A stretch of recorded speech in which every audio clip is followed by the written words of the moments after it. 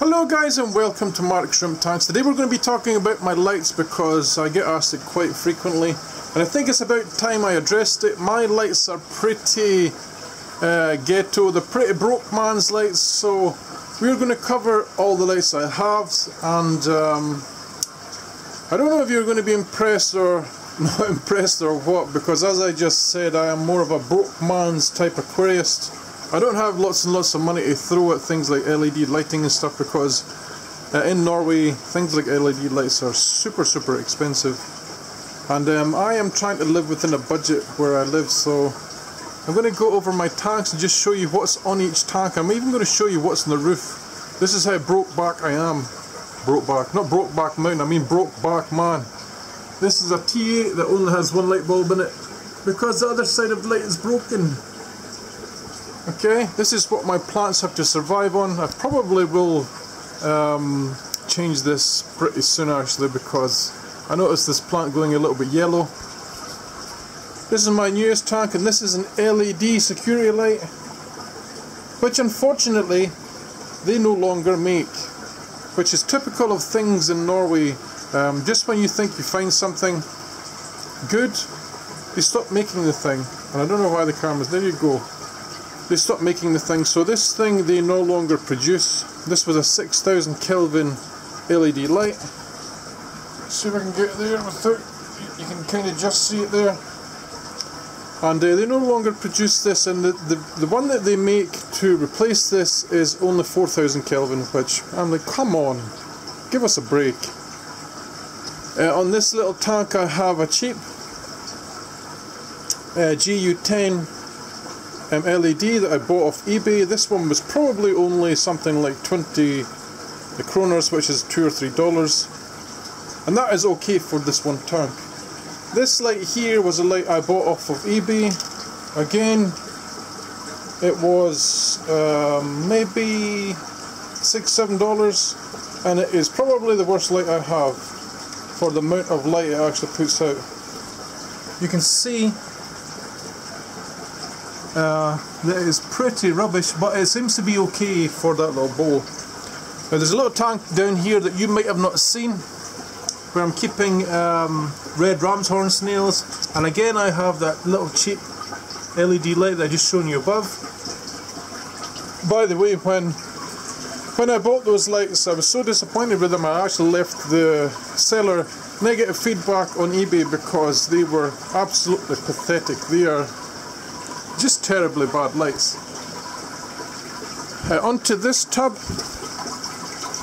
On here I have one energy saving CFL, and the reason there is only one is because the other one is actually broken. This one again is 6500 Kelvin. It's also a daylight bulb, and that's quite important when you buy bulbs, that you make sure that you don't buy cool white bulbs, or you don't buy warm colour bulbs, you buy daylight bulbs, because these will be the ones that are over 6000 Kelvin. This is what you need to grow plants. Okay, going on to my top tank. This one again is a shop light. These ones house T8s.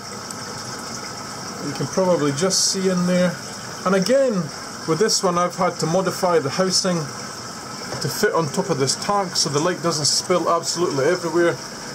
And if I'm really honest, this light is nowhere near adequate for this tank. Often when I'm filming with this camera, I tried to film in here the other day and the picture was just so dull. So that is something I'm looking to change in the future.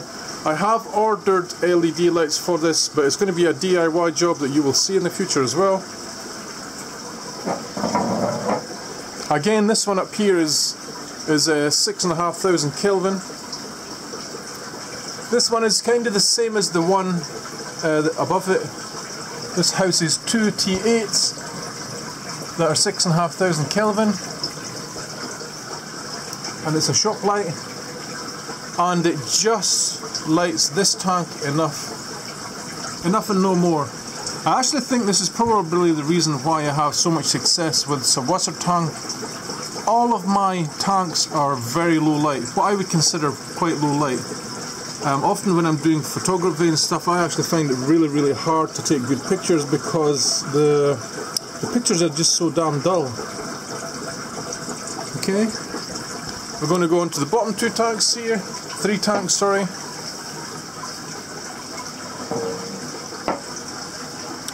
This one here has a single GU10 LED. You can kind of see the wire in here. This one's actually set up for a 60 centimeter long tank. You can see all the extra sockets here. I could put more lights in here if I want. I will probably do a DIY video on this because I think you guys would be interested in that one, just to see how it is. There's the power there, and basically the GU10 sockets are in line. See it? So there's positive power on one side, then negative on the other side. And again, these lights are 6,500 Kelvin, and they're also pretty cheap ones. I think I buy mine's normally in bulk for maybe $10 for 5 or something like that. And again, that is from eBay because everything in Norway is super expensive. Like if I was to buy this one bulb here in Norway, if I could find one that was daylight and it was 6,500 Kelvin, it would be $20 easily. Going on to these ones are similar here. GU10s, the same kind of design with the wiring that I will show you in a DIY video. These bulbs are the same again, 6,500 Kelvin.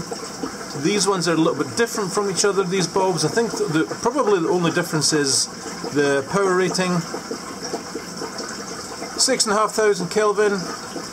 You could probably get away with something like 5,000 Kelvin as well. Behind these two, just for extra lighting at the back, because the problem I have with these type of GU10 spotlights is that they are actually spotlights. You might be able to see this if I look at the gravel here. If I can get my hand out this little thing. Now you see the back here, if I turned that back light off, the half of the tank would be dark. Spotlights tend to light a specific area. So this is something you have to be aware of when you buy GU10 spotlights, is you want to get a lens that's here. There's a little lens cap here. You want to buy the ones that are like 120 degrees, so the spread of the light is as far across as possible, because you can see the difference from where I'm going to put my finger here, from that light, and the one next to it here. This side is much brighter. This because this one has a different lens, but around it is darker. You notice that? So you want ones that spread out the light. Behind it over here, I have another ghetto T8 light here. I think it's just a single bulb. Yeah, it is. This is one I've actually like hot wired and took apart myself. I think this one came from an actual aquarium that I no longer use the lid for, so I kind of just took it apart and screwed it to some wood, etc.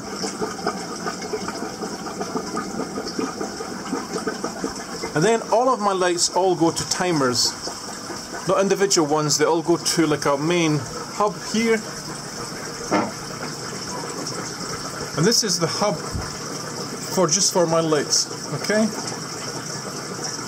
and then this hub here is wired to that timer that you can see there.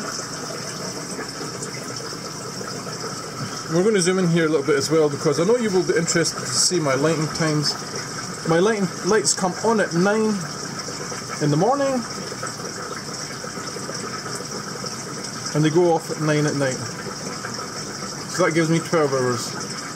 If I wanted to, I could probably cut this down to like 8 hours or something, and it would be the same. But I actually spend a lot of time in here, so I like to look at my tanks quite a lot.